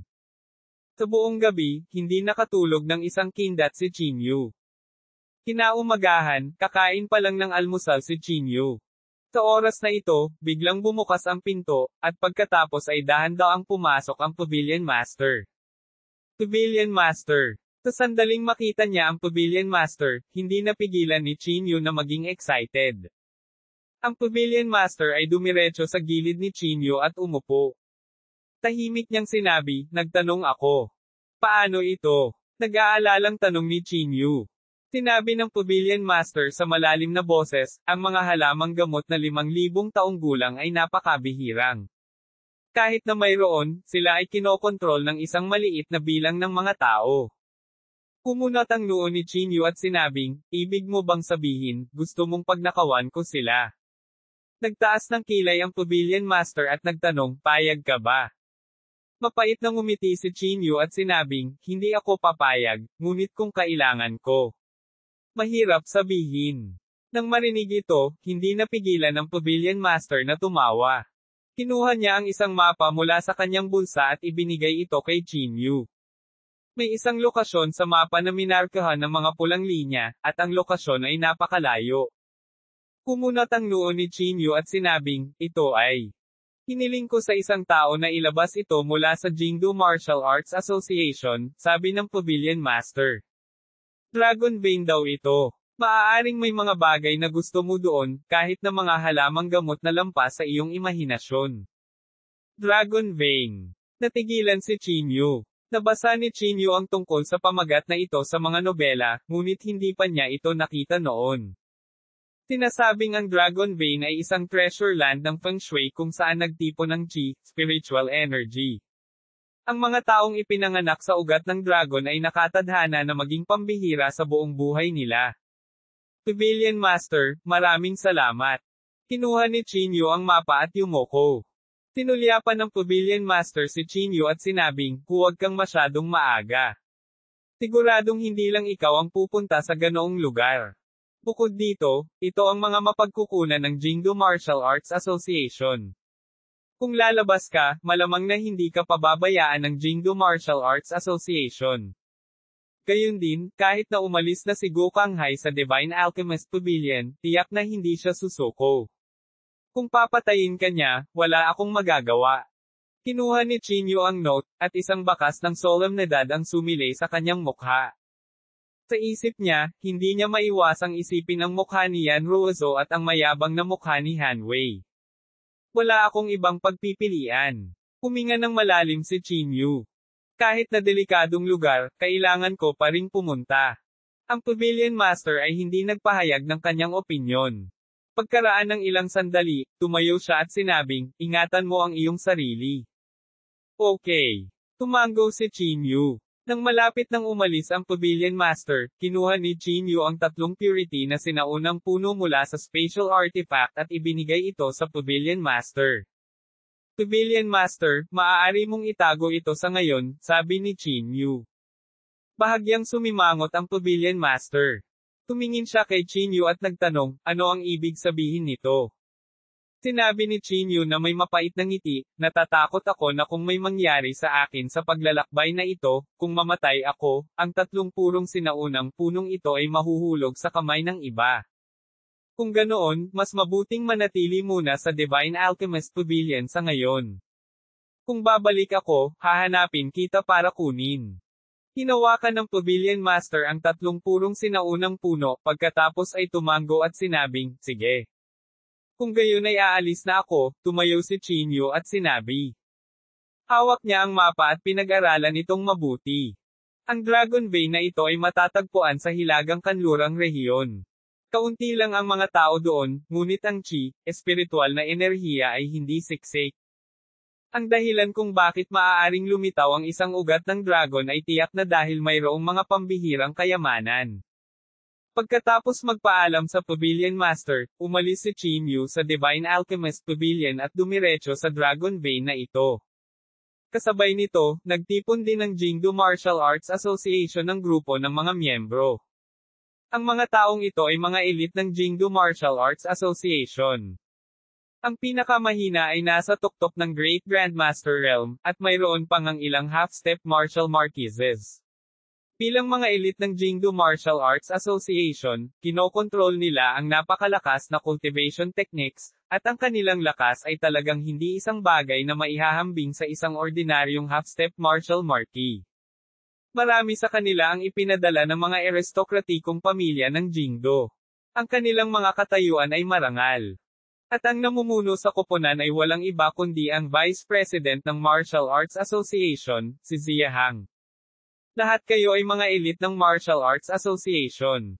Ikaw din ang pinakamahalaga. At sa pagkakataong ito, ang ugat ng dragon ay dapat maglaman ng hindi maisip na mga kayamanan, malamig na sabi ni Zia Hang. Kaya, dapat samantalahin ninyong lahat ang pagkakataong ito. Naiintindihan mo ba?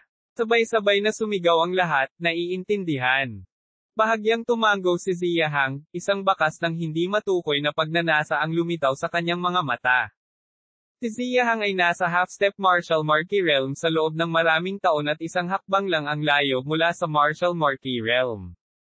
Kaya naman, gusto rin niyang gamitin ang ugat ng dragon na ito para pumasok sa martial marquee realm. Ang grupo ng mga tao ay nagtungo sa hilagang kanlurang rehiyon. Sa sandaling ito, sinusundan din ni Chinyo ang address na ibinigay ng Pavilion Master habang siya ay nagmamadaling umalis.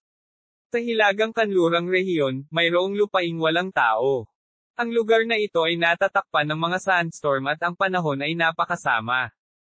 Sa isang sulyap, maliban sa langit na puno ng dilaw na buhangin at paikot-ikot na bulubundukin, wala nang iba. Ang lugar na ito ay pinangalan ng Black Alcohol No Man's Land. Malaki ito, ngunit hindi ito sikat. Kamakailan, maraming hindi inanyayahang bisita ang dumating sa Black Alcohol No Man's Land na ito. Ilang mararangyang sasakyang pangnegosyo ang huminto sa paanan ng itim na alak na walang tao sa kabundukan. Sa kotse, may ilang malalaking salita na nakalimbag, Jingdo Martial Arts Association. Na-update ni Enbing, C. Sa sandaling huminto ang sasakyan, lumabas si Zia Hang at ang iba pa sa sasakyan. Sa grupong ito ng mga tao, mayroong mga disipulo ng pamilya Yan, mga tao mula sa pamilyang Han, at mga batang master mula sa mga maharlikang pamilya mula sa ibang mga rehiyon. Nakaupo sila sa likas na yaman. Hanggat ang kanilang talento ay hindi masama, sila ay nakatadhana na magkaroon ng isang maayos na paglalakbay. President Zia, ito ba ang Dragon Vein na sinasabi mo? Ang nagsalita ay miyembro ng pamilya Yan. Ang kanyang pangalan ay Yan Yuki. 18 taong gulang pa lamang siya, ngunit nakatuntong na siya sa rurok ng Martial Grandmaster Realm. Mula nang umakyat si Yan Sihay sa trono, binigyan niya siya ng malaking kahalagahan. Bahagyang tumango si Zia Hang at sinabing, tama. Isang bakas ng kasakiman ang sumilay sa mga mata ni Yan Yuki. Pinaikit niya ang kanyang mga mata at sinabing, kung talagang may pinakamataas na klase ng mga halamang gamot sa ugat ng dragon na ito, maaari kong subukang makalusot. Tinapik ni Zia Hang ang balikat ni Yan Yuki at sinabing, hindi naman siguro, pero sigurado. Yuki, lahat ng tao sa pamilya Yan ay mataas ang tingin sa iyo. Sabi nila ikaw na ang susunod na Yan Jinyao. Huwag mong pababayaan ang lahat. Bahagyang umangat ang sulok ng bibig ni Yan Yuki, at sinabi niya na may mahinang ngiti, malalampasan ko ang kapatid ko maya-maya.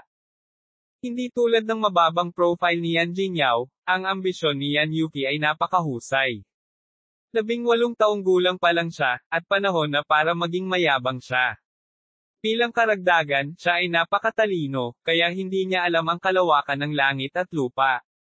Maging si Yan Jinyao, na kilala bilang numero 1 henyo ng Jingdo, ay hindi dapat banggitin sa kanyang mga mata.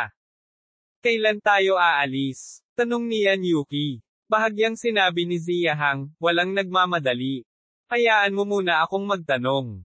Bagamat napakalakas ng kontrol ng Jingdo Martial Arts Association sa mga mapagkukunan, mayroon pa ring mga hindi dalubhasang tao na dumating upang sumali sa kasiyahan. Halos lahat ng aksyon ng Jingdo Martial Arts Association ay walang exception. Mula sa Martial Marquee hanggang sa Grandmaster. At kabilang sa mga bilanggo na hawak ng Jingdo Martial Arts Association, ang malaking bahagi sa kanila ay mga hindi espesyal na tao na dumating upang mangagaw ng mga mapagkukunan. Malayo. Sumugod din si Chinyu sa itim at makinis na walang tao na lupain, pagod na sa paglalakbay. Ilang liang layo, nakita ni Chinyu ang paliko-likong bulubundukin na ito. Bagamat ito ay malayo, naramdaman pa rin ni Chinyu na ang bulubunduking ito ay pambihira. tulad ng inaasahan sa ugat ng dragon. Ito ay talagang kahanga-hanga, naisip ni Chinyu sa kanyang sarili habang nakatingin siya sa malayo. Mula sa isang mataas na lugar, ang bulubunduking ito ay mukhang gulugad ng dragon. Ito ay paikot-ikot at umaalon, na nagbibigay ng labis na mapang-api na pakiramdam. Ang aura na ibinubugay ng bulubundukin ay hindi panloob na chi. Sa halip, nagbigay ito ng hindi maipaliwanag na pakiramdam ng kamahalan. Hindi nagtagal, natuklasan ni Chinyu ang mga aura malapit sa bulubundukin. Ito ay panloob na chi. Mula nang tumuntong si Chinyu sa kaharian ng pagiging perpekto, ang kanyang espiritual na pakiramdam ay tumaas.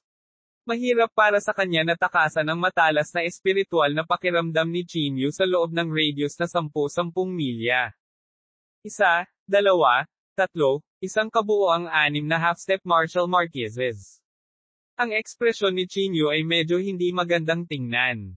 Kailangang malaman ng isa na ang bilang ng mga half-step martial marquises sa mundo ay napakaliit.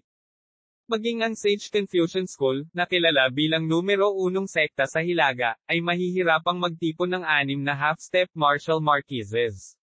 Ang tanging maaaring magkaroon ng napakaraming kapangyarihan ay marahil ang Jingdu Martial Arts Association. Bahagyang nanliit ang mga mata ni Chinyu. Medyo mabilis ang kanilang mga aksyon. Huminga ng malalim si Chinyu. Hindi napigilan ni Chinyu na huminga ng malamig mula sa malayo. Mas mabuti kung hindi mo ako guluhin, kung hindi, papatayin ko kayong lahat. Malamig na sabi ni Chinyu sa kanyang puso. Si Chinyu ay ganap na hindi natatakot sa kawalan ng isang martial marquis. Humakbang siya pasulong at patungo na sana sa bulubundukin ng may ibang aura na lumapit sa hindi kalayuan. Ito ay ang panloob na chi. Tumigil si Chinyu sa kanyang kinatatayuan at hindi maiwasang lumingon upang tumingin. Nakita niya ang isang lalaking may bigot sa manibela at medyo kaawa-awang hitsura na naglalakad. Ang lalaking ito ay mukhang mga 30 taong gulang, ngunit ang kanyang kahabag-habag na hitsura ay hindi tumutugma sa kanyang edad. Kabayan Dawist, nandito ka rin ba para hanapin ang ugat ng dragon? Hinaplos ng lalaki ang kanyang bigot sa manibela at nagkusa na batiin siya. Sumulyap si Chinyu sa kanya at sinabing, ano sa palagay mo? Hinaplos ng bigot ng manibela ang kanyang balbas at nakangiting sinabi, Kabayan Dawist, may dragons den at tigre den sa unahan. Nariyan din ang Jingdu Martial Arts Association na nakatayong nagbabantay. Ang paglalakbay na ito ay medyo mapanganib. Nang marinig ni Chinyu ang kanyang mga salita, hindi napigilan ni Chinyu na ngumiti at sabihin, dahil alam mo na, kung gayon naglakas loob ka pa ring lumapit. Nagmamalaki ang bigot, paano ka may kukumpara sa akin? Sa mundong ito, walang lugar na hindi ko pinangarap na puntahan. Mula sa puntod ng emperador ng Qin hanggang sa puntod ng ninuno ng aking lola, hanggat may mga kayamanan, pupunta ako doon. Sa pagsasalita hanggang sa puntong ito, misteryosong sinabi ng lalaking bigot, para sabihin sa iyo ang totoo, naghukay ako ng heaven-grade cauldron sa nicho ng aking lola. Paano ito? Interesado ka bang ipakilala sa akin ang nicho mong ninuno? F***CQ, hindi mapigilan ni Chinyu na magmura. Mukhang biro ang bigot na ito at hindi masyadong masigla. Kabayan Dawist, huwag kang mag-alala. Ang mga patay ay maaaring magpahinga sa kapayapaan, ngunit ang mga buhay ay maaaring magtrabaho ng husto. Nakangiting sabi ng lalaking bigot. Itinuro ni Chinyu ang kanyang ilong at sinabing, huwag mo akong abalahin, o huwag mo akong sisihin sa pagiging bastos. Pagkatapos sabihin ito, hindi na pinansin ni Chinyu ang lalaking bigot at naglakad patungo sa bulubundukin. Maliban kay Chinyu at itong bigot sa manibela, may iba pang mga tao na pumunta rito. At nang dumating si Chinyu, may nanguna na. Isang lalaki at isang babae ang nakatayo sa gitna ni Ziyahang, nanginginig. At pinalibutan siya ng mga tao ng Jingdu Martial Arts Association sa gitna. Sino ba nagsabing pumunta ka dito? Alam mo ba na ito ang mapagkukunan ng ating Jingdu Martial Arts Association? Malamig na sabi ni Ziyahang. Sabi ng binata sa nanginginig na boses, I'm sorry. Aalis na kami ngayon. Umalis ka. Malamig na ngumuso si Ziyahang. Gusto mong umalis pagkatapos magnakaw sa bahay ng iba. Nagbago ang ekspresyon ng binata, at nagmamadali siyang nagsabi, ako. Hindi ko talaga alam na ito pala ang lugar ng Jingdu Martial Arts Association. Pakiusap, patawarin mo kami. Malamig na ngumuso si Ziyahang at sinabing, nilabag mo na ang mga patakarang itinakda ng Jingdu Martial Arts Association. Tumayo dito nang masunurin at sundan ako pabalik sa Jingdu Martial Arts Association para mapunta sa jail. Pinabalaan kita, mas mabuting huwag mo nang isipin ang pagtakas. Kahit na tumakas ka hanggang sa dulo ng Earth, mahuhuli ka pa rin ng Jingdu Martial Arts Association. Nang marinig ito, agad na namula ang mukha ng binata. Gusto kong malaman, anong panuntunan ang nilabag natin? Tila hindi napigilan ng dalaga. Ito ay likas na yaman. Anong karapatan mong sabihin na kabilang ito sa iyong Jingdu Martial Arts Association? Pinaikit ni Ziyahang ang kanyang mga mata at sumigaw, kung sasabihin ko, sige na. Ang lahat ng martial arts resources sa mundo ay inilalaan ng Jingdu Martial Arts Association. Secure Bulsh T. Bakit napakaswerte ng Jingdu Martial Arts Association? Sa sandaling ito, isang boses ang narinig. Kabanata 510. Isang malakas na sigaw ang agad na umakit ng hindi mabilang na tao. Mabilis na tumalikod si Ziyahang at malamig na tumingin. Nang malinaw niyang makita kung sino iyon, ang kanyang ekspresyon ay agad na naging malamig at mapaglaro. Qin Yu. Pinaba ni Ziya si Qin Yu at sinabing may mahinang ngiti, bakit ka nandito? Wala kang kinalaman kung nandito ako o hindi. Hindi nagpakita ng awa si Qin Yu kay Ziyahang. Hindi rin nagalit si Ziyahang. Nakangiting sabi niya, naalala ko nung huli kitang nakita, Grandmaster ka lang. At isang guro. Ngayon ako na ang tatay mo. Gumisi si Qin Yu. Qin Yu? Alam kong imposibleng magkasama kayo ni Miss Yan. Ngayon parang totoo na. Pagpapatuloy ni Ziyahang. Na-update ni Enbing, It's none of your business kung kasama ko ang nanay mo. Gumisi si Qin Yu. Sa wakas, hindi na napigilan ni Ziyahang. Nagdilim ang kanyang matandang mukha at malamig niyang sinabi, Qin Yu, noon, palagi mo akong tinatawag na Mr. Ziya. Ano, ngayong nakatuntong ka na sa kalahating hakbang na Martial Marquee Realm, sa palagay mo ba ikaw ay invincible? Paano ko nalaman na hayop ka noon? Gumisi si Qin Yu. Pinaikit ni Ziyahang ang kanyang mga mata at sinabing, Qin Yu, hindi mo talaga alam kung ano ang makakabuti para sa iyo. Noon, dapat talagang sinampal kita hanggang mamatay. Gumisi si Qin Yu at sinabing, maaari kang pumunta at subukan ngayon. Malinaw kong natatandaan ang mapanlate mong tingin noon. Tumaas ang kilay ni Ziyahang at sinabing, sa tingin mo, hindi ako ang iyong kapareha. Kung gayon maaari kang pumunta at subukan. Galit na sigaw ni Qin Yu, at ang enerhiya ay biglang sumabog. Malamig ang mukha ni Ziyahang, at hindi siya umimik ng matagal. Sa huli, hindi pa rin siya kumikilos. Ito ang teritoryo ng JINGDU Martial Arts Association. Para sa kapakanan ni Miss Yan, kaya kung magpanggap na hindi kita nakita, malamig na sabi ni Ziyahang. Kung ayaw mong mahuli, mabilis kang mawala. Gumisi si Qin Yu, teritoryo ng Jingdu Martial Arts Association. Anong teritoryo mayroon ka? Ito ay malinaw na isang pampublikong mapagkukunan, kung sino ang makakuha nito ay makakakuha nito. Pinaikit ni Ziyahang ang kanyang mga mata at sinabing, Qin Yu, gusto mo bang gumawa ng kaaway sa Jingdu Martial Arts Association? Ziyahang, huwag mong isipin na hindi ko alam ang mga pangit na bagay na ginawa ng iyong Jingdu Martial Arts Association. Gumisi si Qin Yu. Nagpadala ka ng mga tao para sundan ako at lihim na inutusan ang mga tao na patayin ako. Sa tingin mo ba hindi ko alam? Gumawa ng kaaway sa iyo. Sa tingin mo, magkaibigan na tayo ngayon. Malungkot ang mukha ni Ziyahang. Pagkaraan ng ilang sandali, malamig niyang sinabi, mukhang tama ang mga tao sa itaas. Hindi ka talaga makakatuluyan. Ang mga salitang ito ay nakakuha ng atensyon ni Qin Yu. Tinulyapan niya si Ziyahang at bahagyang nag-aalinlangan, anong ibig mong sabihin? Hindi siya pinansin ni Ziyahang at iniba ang topic, so, imposibleng umalis ka ngayon. Ano sa tingin mo? Tanong pabalik ni Chinyu. Diretso siyang naglakad papunta sa binata at babae at tinulungang makatayo. Huwag mo silang alalahanin. Ang BULLSH*T Martial Arts Association na ito, sa panlabas, ay mukhang isang matuwid na organisasyon, ngunit sa katunayan, ito ay isang grupo ng mga bully, malamig na sabi ni Chinyu. Tumingin ang binata at babae kay Chinyu na may bakas ng paghanga. Ikaw si Chinyu. Sinasabi ng lahat na si Chinyu ay isang tao na hindi nakikilala ang nakatataas at ang nakabababa. Totoo naman. Excited na sabi ng dalawa. Huwag kang masyadong maaga. Mag-ingat na huwag tumayo sa maling panig, malamig na sabi ni Ziyahang. Nang marinig ito, agad na nagbago ang mukha ng dalawang tao. Huwag kang mag-alala. Sisiguraduhin ko ang iyong kaligtasan, walang pakialam na sabi ni Chinyu. Malamig na ngumuso si Ziyahang at hindi umimik.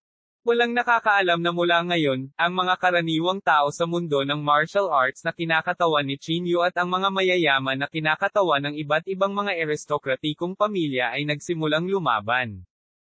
Nakatingin sa bulubunduking ito, sinubukan ni Chinyu na maramdaman ang chi, espiritual na enerhiya.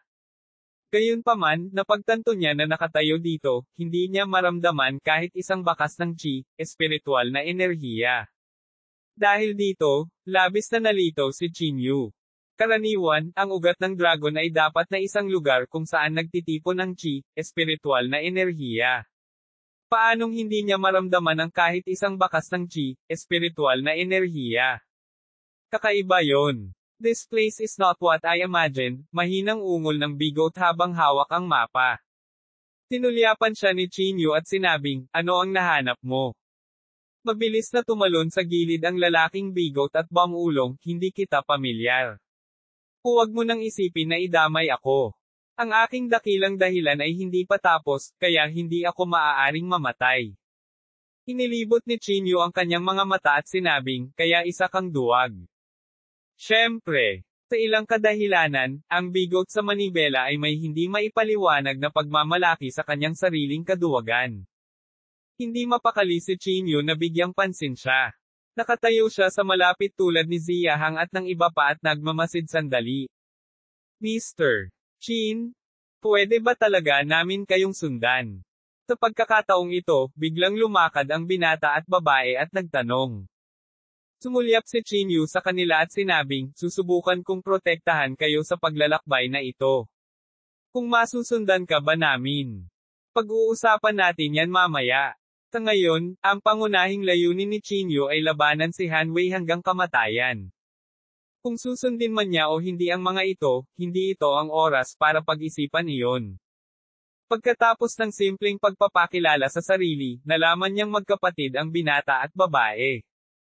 Ang pangalan ng lalaki ay Cao Hong, at ang pangalan ng babae ay Cao Ying. Pareho silang may kultibasyon ng isang martial grandmaster, at ang kanilang talento ay hindi masama. Mahigpit silang sumunod sa tabi ni Chinyu. Kahit saan pumunta si Chinyu, sinusundan nila. Lumipas ang oras. Nagmamasid si Chinyu sa loob ng isang buong oras, ngunit hindi pa rin niya maisip ang kakaiba ng ugat ng dragon na ito. Hindi katakataka na naging no man's land ito. Bamaantong hininga si Chinyu. Sa ilalim ng normal na mga pangyayari, ang lupain ng Dragon Vein ay dapat na isang lugar ng mga natitirang talento. Ngunit walang chi, espiritual na enerhiya dito, kaya paano ito naging parang Dragon Vein? Kung hindi dahil sa paunawa ng Pavilion Master, walang mag-aakala na ang no man's land na ito ay magiging Dragon Vein. Marahil ito ay dahil sa kadahilanang ito na ang ugat ng dragon ay mapangalagaan hanggang ngayon. Kaya ganyan. Sa pagkakataong ito, ang bigot na lalaki ay bangulong. Hinaplos niya ang kanyang baba at nakangiting sinabi, ngayon, ang kagalang-galang na sarili na ito ay magiging mayaman. Tinulyapan siya ni Chinyu at sinabing, mayaman. Sa palagay mo ba ang mga tao ng Jingdu Martial Arts Association ay pawang mga vegetarian? Mag-ingat na huwag yumaman at mawala ang iyong buhay. Hindi nagmamadali ang lalaking bigot. He muttered, hindi ako pupunta sa Dragon Vein. Bakit gusto mo ang buhay ko? Hindi pupunta sa Dragon Vein. Kung gayon, ano ang gagawin mo? Casual na tanong ni Chinyu. Kinawian ng mustache man ang kanyang kamay at sinabing, ayos lang, sinasabi ko lang. Hindi ito sineseryoso ni Chin Yu. Kung tutuusin, laging baliw ang bigot na ito. Chin Yu. Sa sandaling ito, biglang may sumigaw mula sa hindi kalayuan. Paglingon niya, nakita niya ang isang kabataang wala pang 20 taong gulang na naglalakad patungo sa Chin Yu. Ang binatang ito ay walang iba kundi si Yan Yuki. Anong problema? Walang pakialam na sabi ni Chin Yu. Inilagay ni Yan Yuki ang kanyang mga kamay sa kanyang likuran at sinabing may mahinang ngiti, narinig ko na tinalo mo ang isang half-step martial marquis noong ikaw ay isang martial grandmaster, tama ba? Paano kung ako nga? Paano kung hindi ako? Tanong ni Chin Yu. Bago makasagot si Yan Yuki, humakbang pasulong si Zia Hang at malamig na sinabi, Yuki, hindi kanya kapareha. Huwag kang kumilos nang walang ingat. Malamig nang umuso si Yan Yuki at sinabing, kung kaya niyang talunin ang isang half-step martial marquis sa tuktok ng Grandmaster Realm, bakit hindi ko, Yan Yuki, gawin ito?